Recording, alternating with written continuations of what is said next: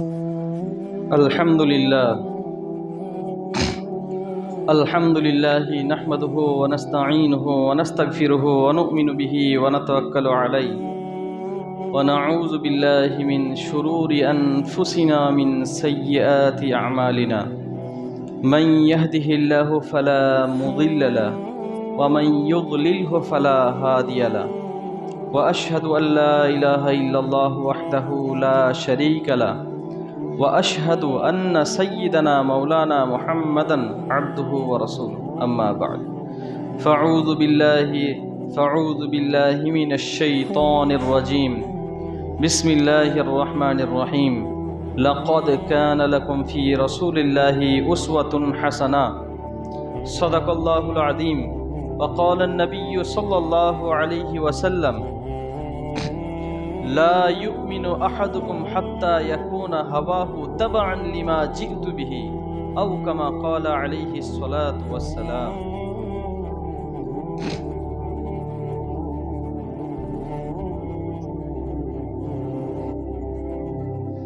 দুনিয়ার সর্বশ্রেষ্ঠ এবং সবথেকে উত্তম মানব হচ্ছে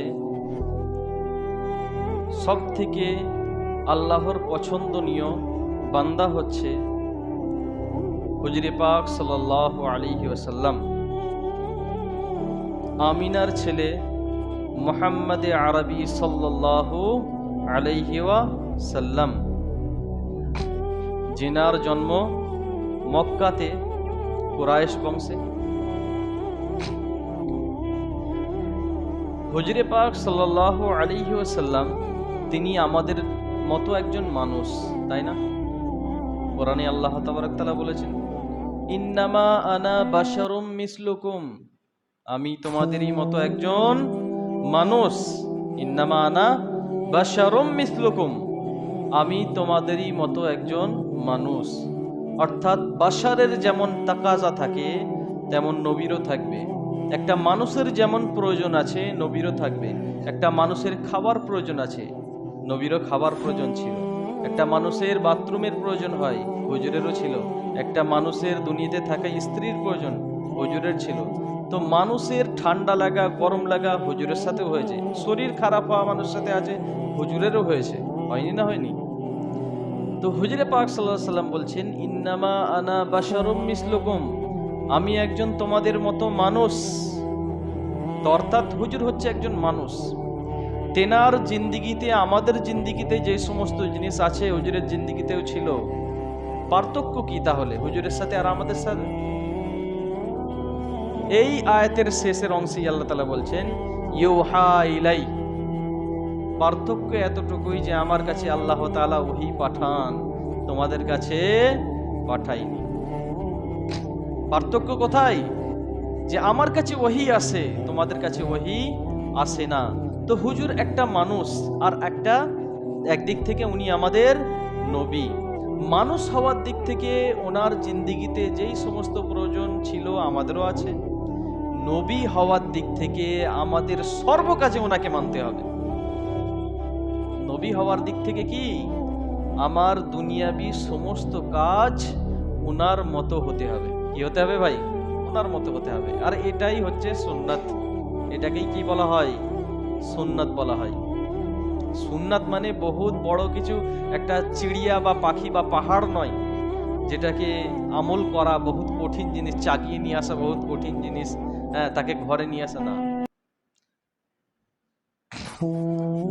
সুন্নত হচ্ছে আমার প্রত্যেকটি কাজ হুজুর যেমন ভাবে করেছে তেমন ভাবে করব।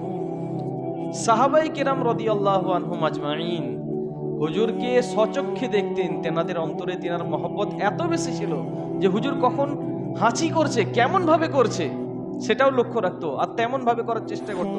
হাঁচির পরে কি বলছে সেটাও লক্ষ্য করতো, আর সেটাও নকল করতো। হুজুর কেমন ভাবে হাঁটছে তেমন ভাবে হাঁটার চেষ্টা করতো, কেমন ভাবে বসে তেমন ভাবে বসতো। হুজুর কেমন ভাবে মানুষের সাথে কথা বলে সেটাও হাদিসে বয়ান করা আছে। হুজুর কেমন ভাবে কোনো মানুষের দিকে তাকায় তাও হাদিস লেখা আছে। এটা কারা লিখেছে? সাহাবা লিখেছে। সাহাবারা বলে গেছে। হুজুরের প্রত্যেকটা জিনিস তারা রেকর্ড করেছে, প্রত্যেকটা জিনিস। কেমন ভাবে তিনি হাদিস বয়ান করেছে। একটা হাদিসের মধ্যে আছে হুজুরে পাক সাল্লাল্লাহু আলাইহি ওয়াসাল্লাম একটা জায়গায় গিয়ে, একটা সময় আছে আমাদের না, যেই সময় গাছের পাতা ঝরে, কোন সময় ওটা? হ্যাঁ, বৈশাখ মাস, বসন্ত, হ্যাঁ বসন্তকালে পাতা গাছে ঝরে যায়। তো হুজুর যেতে যেতে ওই একটা গাছের ডাল নিয়ে বসন্তকালে এরকম ঝাড়া দিয়েছে, সব পাতা পড়ে গেছে, আর হাদিস বয়ান করেছে। কি করছে? হাদিস বয়ান করছে। হুজুর বলছে যে যখন কোনো মুমিন বান্দা এরকম ভাবে নামাজ আদায় করে, ওযু করে পরিপূর্ণরূপে, তার গুনাহ এমন ভাবে ঝরে যায়। এই হাদিসটা যখন হুজুরে পাক সাল্লাল্লাহু আলাইহি ওয়াসাল্লামের দুনিয়া থেকে যাওয়ার পর কোন সাহাবা বয়ান করতেন না, তখন ওই রকম ভাবেই একটা গাছের ডাল ধরে এরকম ভাবে নাড়া দিয়ে দেখিয়েছিলেন যে এইভাবে গুনাহ ঝরে পড়ে যায়, আর তখন বলছিলেন যে হুজুরও এইভাবেই করেছিল। হুজুর কি এমন ভাবেই এই হাদিসটা বয়ান করেছিল। সাহাবাই কেরামরা হুজুরের প্রত্যেকটা জিনিস, প্রত্যেকটা পুঙ্খানুপুঙ্খানুভাবে আমাদের কাছে দিয়ে গেছে। এটা হচ্ছে সাহাবাদের আমল। ওনাদের জিন্দিগিতেও আশা আকাঙ্ক্ষা ছিল, ওনাদের জিন্দিগিতেও হুজুরের মহব্বত ছিল, ওনাদের জিন্দিগিতেও ইচ্ছা হতো কিছু খুশি মানাবো, কিন্তু নিজের জজবাকে হুজুরের তাবে করে দিয়েছিল। কি করেছিল? হুজুরের অনুসারী করে দিয়েছিল, অনুগামী করে দিয়েছিল, যে আমার নফস আর কিছু নয়, আল্লাহ খালিক, আল্লাহ মালিক, তো আপনার আবার কি মর্জি আছে, তিনি যা চাইবেন তাই হবে। তো আমার সমস্ত কিছু কার মতো হতে হবে? না হুজুরের মতো। আর হাদিসের মধ্যে হুজুর পাক সাল্লাল্লাহু আলাইহি সাল্লাম বলছেন, লা ইউমিনু আহাদুকুম, তোমাদের মধ্যে কেউ ঈমানদার ততক্ষণ হতে পারবে না, হাত্তা ইয়াকুনা হাওয়াহু তাবাআন লিমা জিতু বিহি, যতক্ষণ না পর্যন্ত তোমার মনের আশা আকাঙ্ক্ষা, নফসানি খায়েশাত আমার আনিত দ্বীনের অনুগত না হয়ে যাবে। যতক্ষণ না পর্যন্ত তোমাদের মনের চাহিদা আমার আনিত দ্বীনের অনুগামী আর অনুসারী না হয়ে যাবে। ইচ্ছা যাচ্ছে এটা করার, শরীয়ত বিরোধী, তো করা যাবে না। ইচ্ছা যাচ্ছে কোনো কিছু করার, হুজুর মানা করেছে, করা যাবে না। তো ওই ব্যক্তি ততক্ষণ মুমিন নয় যতক্ষণ পর্যন্ত তার মনের ইচ্ছা হুজুরের সোপরদ করে দিল। লা ইউমিনু আহাদুকুম, লা ইউমিনু আহাদুকুম, কখনো সেই ইমানদার নাই। হাত্তা ইয়াকুনা হাওয়াহু তাবাআন লিমা জিতু বিহি, যতক্ষণ না আমার মনের ইচ্ছা আশা আকাঙ্ক্ষা সব আমার হুজুরের অনুসারী না হয়ে গেল। তো যতক্ষণ আমি নিজের ইচ্ছায় চলবো ততক্ষণ আমি কামিল মুমিন নয়। উম্মতের জন্য হুজুরে পাক সাল্লাল্লাহু আলাইহি সাল্লাম পুরো জিন্দেগি দিয়েছে। কোন আমল উম্মতের জন্য ভারী হবে তো সেই জন্য হুজুরে পাক সাল্লাল্লাহু আলাইহি সাল্লাম সেটাকে ফরজ করে দিয়ে যায়নি। যেমন ভাবে আমরা মিসওয়াক, হুজুরে পাক সাল্লাল্লাহু আলাইহি ওয়াসাল্লাম মিসওয়াককে খুব বেশি পছন্দ করছেন। হাদিসের মধ্যে আছে, যদি এই ভয় না হতো যে উম্মতের উপরে ফরজ হয়ে যাবে, তাহলে আমি এটা কোনো সময় বাদ দিতাম না আর হুকুম দিতে মানা করতাম না। অর্থাৎ উম্মতকে বলতাম সব সময় মিসওয়াক করো, প্রত্যেক ওয়াক্ততে, খাবারের পরে, সর্বসময়। কিন্তু এটা ফরজ হয়ে যাবে ওই জন্য আমি কিছু বলি না। অর্থাৎ হুজুর মিসওয়াককে কত পছন্দ করতেন, তারপরেও উম্মত পারবে না, উম্মতের কষ্ট হবে, তার জন্য হুজুর বলেন। এত ভালোবাসতেন মিসওয়াককে। হুজুরে পাক সাল্লাল্লাহু আলাইহি ওয়াসাল্লাম মৃত্যু সজ্জায় আছে, হযরত আম্মা আয়েশার কোলে ওনার মাথা আছে, এত কষ্ট হচ্ছে, শরীরে জ্বর, হ্যাঁ কথা বলার ক্ষমতা নাই, সেই অবস্থায় হযরত আম্মা আয়েশা পানি নিয়ে কাপড়ে মুখে দিচ্ছে, আর এত কষ্ট হচ্ছে, মুখে দিচ্ছে আবার নামিয়ে দিচ্ছে, আবার মুখে পানি দিয়ে মুছছে। এই অবস্থায় হুজুরে পাক সাল্লাল্লাহু আলাইহি ওয়াসাল্লাম হযরত আবু বকরের ছেলের মুখে মিসওয়াক দেখছে, বলতে পারছে না যে আমি মিসওয়াক নেবো, বলতে পারছে না, ইশারা করতে পারছে না। সেই অবস্থাতেও সেই মিসওয়াকের দিকে তাকিয়ে হুজুর ভ্যাল ভ্যাল করে তাকিয়ে আছে। তো হযরত আয়েশা থেকে বুঝতে পেরেছে যে হুজুর হয়তো মিসওয়াককে দেখতেছে। আর সেই অবস্থাতে হযরত আয়েশা বললেন, আমি কি মিসওয়াক দেবো আপনাকে? তো হুজুর মিসওয়াক দিলেন, হুজুরকে দিলেন। হুজুর চিবাতে পারলেন না, হযরত আয়েশা চিবিয়ে দিলেন, দিয়ে ওনার দাঁতে ঘষে দিলেন। এত পছন্দ করতো মিসওয়াককে, শুধু উম্মতের কষ্ট হবে এই জন্য হুজুরে পাক সাল্লাল্লাহু আলাইহি সাল্লাম হুকুম দেয়নি যে মিসওয়াক করো, খরচ হয়ে যাবে, উম্মত পারবে না। এত উম্মতকে ভালোবেসেছে। হুজুরে পাক সাল্লাল্লাহু আলাইহি ওয়াসাল্লাম বসে পেশাব করতেন, কখনো দাঁড়িয়ে পেশাব করেছেন, শুধু এই বলার জন্য যে কোনো জায়গা এমনও আসবে যেখানে দাঁড়িয়ে পেশাব করা জরুরি হয়ে যায়, বসে পেশাব করলে মানুষের গায়ে নাপাকি পড়বে। তো অর্থাৎ কিছু আমল এমন করে গেছেন যেটা উম্মতের ফায়দার জন্য। কিছু আমল যেমন হুজুরে পাক সাল্লাল্লাহু আলাইহি ওয়াসাল্লামের হাদিস আছে যে এক পায়ে জুতা পরবে না। হাদিসে কি আছে ভাই? এক পায়ে জুতা পরে চলতে হাদিসে মানা আছে, কিন্তু হুজুর নিজে সেই আমলটা করেছে। তার অর্থ কি? তরিকা তো এটা যে আমাকে এক পায়ে চলা যাবে না, হুজুরের আদেশ আছে করা যাবে না, কিন্তু হুজুর চলেছে তার অর্থ অনেক সময় জুতো এখান থেকে কিছুটা দূরে পড়ে আছে, তো এক পা ফেললেই আর এক পায়ে গলিয়ে নেব, এর জন্য মানা নয়। অর্থাৎ মানা কোনটা? যে আমি এক পা চলে এখান থেকে বাজারে চলে যাব, এটা মানা। তো হুজুর কিছু আমল করে গেছে আমাদের ফায়দার জন্য, শুধু এই বলার জন্য যেটা নাজায়েজ নয়। হুজুরের যদি এই আমলটা না থাকতো, এক পায়ে একটুখানি না চলতো, তাহলে কি হতো? পরিপূর্ণ হারাম হতো। কেউ যদি একটুখানিও চলতো হারাম হতো। তো শুধু জায়েজ হওয়ার কারণে উম্মতে যাতে কষ্ট না হয় তার জন্য এই কাজ করেছে। তো হুজুর তো প্রত্যেকটা জিনিস আমাদের ফায়দার জন্য করে গিয়েছে, প্রত্যেকটা জিনিস। আর সাহাবে কেরাম তেমন ভাবেই আমাদের কাছে দিয়ে গেছে। আর সেই হুজুরে পাক সাল্লাল্লাহু আলাইহি সাল্লামের সুন্নতের বিপরীত কাজ হয়, আমরা সেগুলো কি করি? না জানার কারণে সেগুলোও করে ফেলি। নবী দিবস, নবী দিবস কি জিনিস? কোথা থেকে এসেছে? ইসলামের নয়, এটা শরীয়তে নেই। হযরত ফাতেমা হুজুরকে ভালোবাসতেন না? তেনার তো পিতা ছিলেন হযরত আয়েশা, তিনি তো সব থেকে বেশি ভালোবাসতেন। সমস্ত সাহাবারা ভালোবাসতেন, যেনারা ওনার সামনে তীর আসতো নিজেকে দাঁড় করিয়ে দিত, তেনারা কি ভালোবাসতেন না? আমরাই কি ভালোবাসি? তেনাদের সামনে থেকে চলে যাওয়ার পরে তেনারা কেন হুজুরের জন্মদিন পালন করেন? নবী দিবস বলে কিছু নাই। হুজুরে পাক সাল্লাল্লাহু আলাইহি সাল্লাম নিজের হাসান হোসেনকে কত ভালোবাসতেন, তিনি নিজেও তেনাদের জন্মদিন পালন করেনি। তিনি নিজেও হযরত ফাতেমাকে, যাকে সব থেকে বেশি ভালোবেসেছেন, বলেছেন ইনি আমার শরীরের একটা অংশ, তেনারও জন্মদিন পালন করেন। যে হুজুর উম্মতের জন্য শেষ মৃত্যু পর্যন্ত চিন্তা করেছে, সেই উম্মত হুজুরে পাক সাল্লাল্লাহু আলাইহি সাল্লামের যেটা করণীয় নয় সেটা করে, এটা সুন্নতের বিরোধী। সেই জন্য নবী দিবস করা যাবে না, শরীয়তে নাই। কোথায় আছে?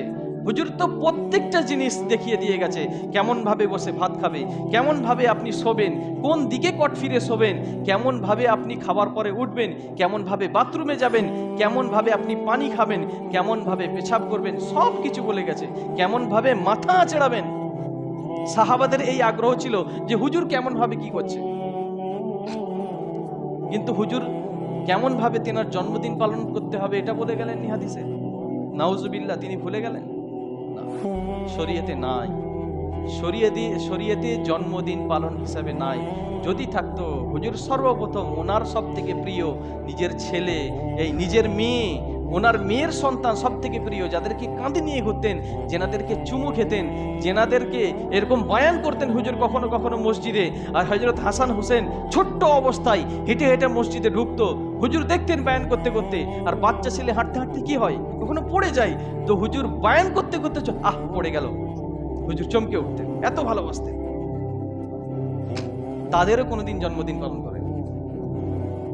তো এই দাবি করা যে হুজুরকে আমরা ভালোবাসি, তেনার জন্য জন্মদিন পালন করা শরীয়তে নাই। এরকম বেওকুফি কাজ, এরকম মূর্খামি কাজ না করা।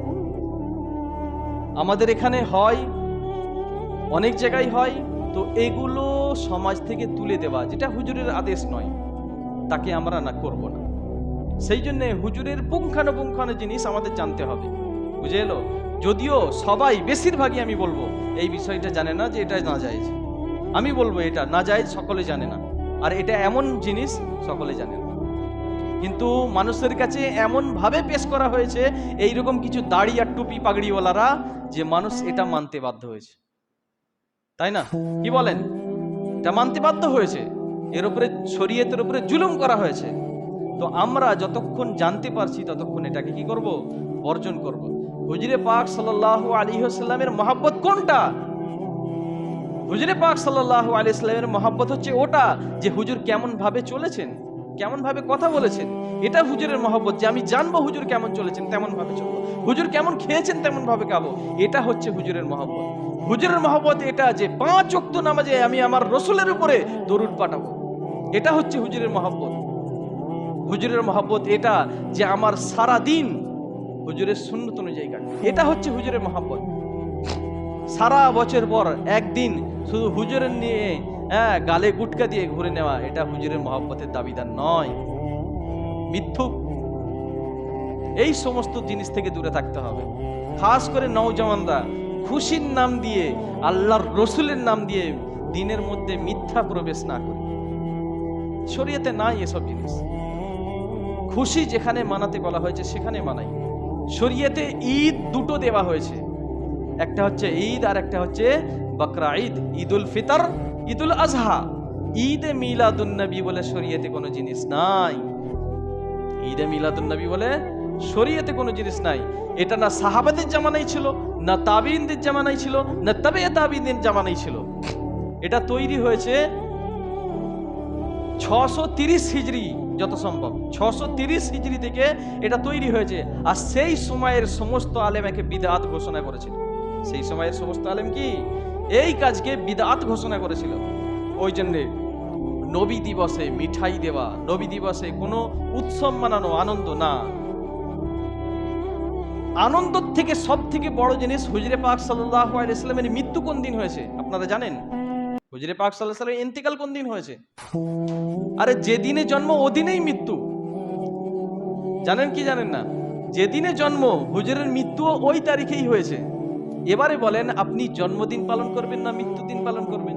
হুজুরের আশা তো খুশি, কিন্তু চলে যাওয়া তো সব থেকে বড় দুঃখজনক। কোনটা মানাবেন? ওই জন্যে আল্লাহ এটা ভালো করেই জানতো, যার জন্যে ওনার মৃত্যু আর জন্মের দিন একই আছে। তো সেই জন্যে আমরা কেউ আমাদের ছেলে ফুলে যদি হয় তাদেরকে মানা করার চেষ্টা করব। আমার জিম্মাদারি তাদেরকে বোঝানো, মানা করা, তাদেরকে রোকার চেষ্টা করা। তারপরেও যদি কোনো কেউ করে, সেটা আর আমার দায়িত্বে পড়ে না, সেটা আর আপনার দায়িত্বে পড়ে না। আমাদের আপনাদের প্রত্যেকের দায়িত্ব যতটা হবে পুরো পরিবেশে এই বার্তা দেওয়া যে এটা জায়েজ নয়, এটা হারাম কাজ, কোনো রকম ভাবে জায়েজ নয়। চেষ্টা করবো ইনশাল্লাহ, ইনশাল্লাহ। তো হুজুরে পাক সাল্লাল্লাহু আলাইহি ওয়াসাল্লামের সুন্নত সাহাবারা যেমন ভাবে আমল করেছে তেমন ভাবে আমরা আমল করার চেষ্টা করব। সারা জিন্দেগি মনে সাথে থেকেছে, কিন্তু হুজুর তো নিজের জন্য দাঁড়ানোকেও কি করত? অপছন্দ করত। হযরত আনাস রাদিয়াল্লাহু আনহুর একটা আসার রয়েছে, যেটা তিরমিজি, মুসনাদে আহমদ আর এর সাথে মিশকাত শরীফেও রয়েছে। হুজুরে পাক সাল্লাল্লাহু আলাইহি ওয়াসাল্লাম কোনো সময় ভিতরে আসতেন, প্রবেশ করতেন, আর সাহাবারা বসে আছেন, তো হুজুরের সম্মানে ওনারা দাঁড়িয়ে যেত সাহাবারা। তো হুজুর এটা খুব অপছন্দ করতেন। তারপরে সাহাবারা আর কোনোদিন দাঁড়ায়নি। হুজুর কি করতেন? যে ওনার সম্মানে ওনারা দাঁড়িয়ে যাবে, সাহাবা দাঁড়িয়ে থাকবে, এটা পছন্দ করতেন না। আজকে যারা কিয়াম করে হুজুরের সম্মানার্থে, তারা হুজুরে কি বলে? আমরা হুজুরের সম্মানে দাঁড়াচ্ছি। হুজুর এটা পছন্দ করতেন না পছন্দ করতেন? না পছন্দ করতেন। তাহলে কোন সম্মান জানাচ্ছে? হুজুর যদি আজকে থাকতো এটা মেনে নিত? হুজুর জীবিত থাকাই সাহাবাদেরকে মানা করেছে আপনারা আমার সম্মানে দাঁড়াবেন না। হুজুর ইন্তেকালের পরে কি করে জায়েজ হতে পারে? দিন তো পুরো হয়ে গেছে হুজুরের জিন্দেগিতে, এটা আবার কোন দিন যেটা হুজুরের পরে নতুন এসে গেছে? তো ওই জন্য এই সমস্ত জিনিস থেকে দূরে থাকি। যেটা হুজুরের জিন্দেগিতে হয়ে গেছে সেটাই দিন, যেটা সাহাবারা শিখিয়ে দিয়ে গেছে সেটাই দিন। যেটা আজকে আমি জানতে পারছি এটা দিন নয়। আমাকে দিন জানতে গেলে হুজুরের জিন্দেগি থেকে জানতে হবে, সাহাবাদের কাছ থেকে জানতে হবে। চেষ্টা করবো ইনশাল্লাহ। ওয়া আখিরু দাওয়ানা আলহামদুলিল্লাহি রাব্বিল আলামিন।